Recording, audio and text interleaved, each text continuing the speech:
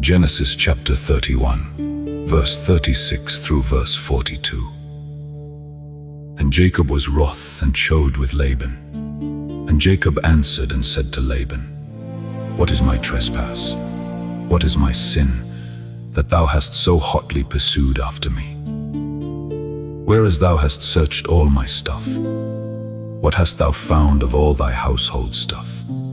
Set it here before my brethren and thy brethren, that they may judge betwixt us both. This 20 years have I been with thee. Thy ewes and thy she-goats have not cast their young, and the rams of thy flock have I not eaten. That which was torn of beasts I brought not unto thee. I bear the loss of it. Of my hand didst thou require it, whether stolen by day or stolen by night. Thus I was. In the day the drought consumed me, and the frost by night, and my sleep departed from mine eyes. Thus have I been 20 years in thy house. I served thee 14 years for thy 2 daughters, and 6 years for thy cattle. And thou hast changed my wages 10 times, except the God of my father, the God of Abraham, and the fear of Isaac had been with me. Surely thou hadst sent me away, now empty God hath seen mine affliction, and the labor of my hands, and rebuked thee yesternight. See in these verses the power of provocation. Jacob's natural temper was mild and calm, and grace had improved it. He was a smooth man and a plain man, and yet Laban's unreasonable carriage towards him put him into a heat that transported him into some vehemence. Genesis chapter 31, verse 36 and verse 37. His chiding with Laban, though it may admit of some excuse, was not justifiable, nor is it written for our imitation. Grievous words stir up anger, and commonly do but make bad worse. It is a very great affront to one that bears an honest mind to be charged with dishonesty. And yet even this we must learn to bear with patience, committing our cause to God. The comfort of a good conscience, this was Jacob's rejoicing, that when Laban accused him, his own conscience acquitted him, and witnessed for him that he had been in all things willing and careful to live honestly. Hebrews chapter 13, verse 18 note, Those that in any employment have dealt faithfully, if they cannot obtain the credit of it with men, yet shall have the comfort of it in their own bosoms.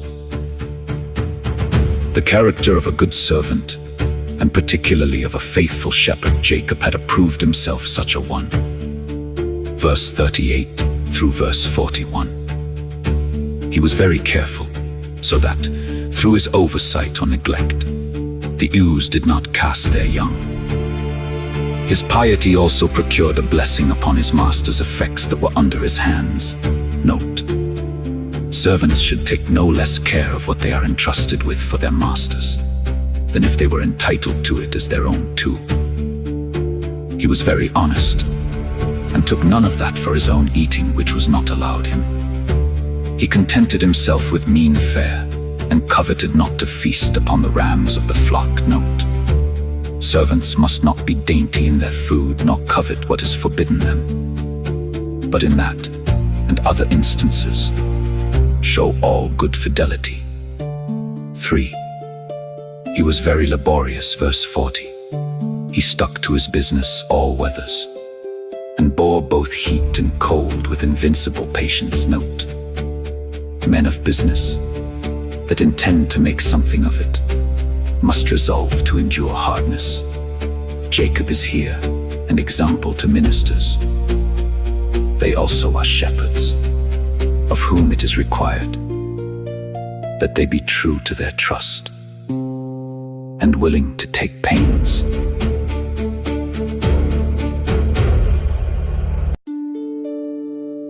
The character of a hard master, Laban, had been such a one to Jacob. Those are bad masters, 1, who exact from their servants that which is unjust by obliging them to make good that which is not damaged by any default of theirs. This Laban did. Verse 39. Nay, if there has been a neglect, yet it is unjust to punish above the proportion of the fault. That may be an inconsiderable damage to the master, which would go near to ruin a poor servant too. Those also are bad masters who deny to their servants that which is just and equal. This Laban did, verse 41. It was unreasonable for him to make Jacob serve for his daughters, when he had in reversion so great an estate secured to him by the promise of God himself, as it was also to give him his daughters without portions, when it was in the power of his hands to do well for them. Thus he robbed the poor because he was poor, as he did also by changing his wages. The care of providence for the protection of injured innocence. Verse 42. God took cognizance of the wrong done to Jacob, and repaid him whom Laban would otherwise have sent empty away, and rebuked Laban, who otherwise would have swallowed him up. Note: God is the patron of the oppressed, and those who are wronged and yet not ruined, cast down and yet not destroyed, must acknowledge him in their preservation and give him the glory of it. Observe: 1. Jacob speaks of God as the God of his father, intimating that he thought himself unworthy to be thus regarded, but was beloved for the father's sake. 2. He calls him the God of Abraham and the fear of Isaac, for Abraham was dead, and had gone to that world where perfect love casts out fear. But Isaac was yet alive, sanctifying the Lord in his heart, as his fear and his dread.